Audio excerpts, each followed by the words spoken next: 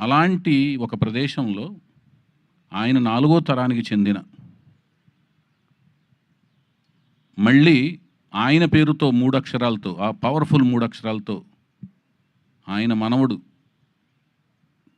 తాతయ్య గారి పేరుని ఎంతో ప్రేమ, అనురాగం, ఆప్యాయతలతో పెట్టుకున్న ఆ పేరుని పెట్టుకోవడం అంటే అంత ఈజీ కాదు.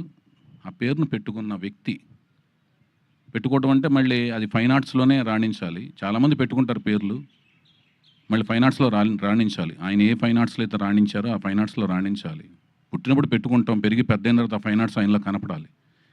అలా కనపడిన ఆ అబ్బాయి నా కళ్ళల్లో పడటం, ఆ కళ్ళల్లో కనపడిన అబ్బాయి యొక్క లాంచింగ్ ముహూర్తం, షూటింగ్ ముహూర్తం ఈ ప్రదేశంలో జరగటం, నేను అనుకోవటం, అది జరగటం, అది కూడా ఆయన యొక్క మా దైవం యొక్క కుమార్తెల చేతుల మీదుగా జరగటం అనేది ఒక అనిర్వచనీయమైన అనుభూతి, అద్వితీయమైన మరుపురాని ఒక ఘట్టం అన్నమాట. ఆయన ఏమైతే ఆలోచించి వాళ్ళ కుమార్తెలకి ఈశ్వరి, ఈశ్వరి, ఈశ్వరి అని శక్తి స్వరూపాలుగా పేర్లు పెట్టారో, ఆ శక్తి స్వరూపాలు అంటే నిన్న కాక మొన్న నేను వేసిన ఒక పాంప్లెట్, అంటే వీళ్ళు మా స్పెషల్ ఆస్పిషియస్ గెస్ట్స్ అతిథులు అని నేను ఏదైతే ఒక పాంప్లెట్ వేశానో, ఆస్పిషియస్ గెస్ట్స్ అని వేశానో, అక్కడ అది నేను చూసుకుంటే నాకే ఆశ్చర్యం వేసింది ఆ డిజైన్. అంటే ముగ్గురు అతిథులు, ముగ్గురు కుమార్తెలు.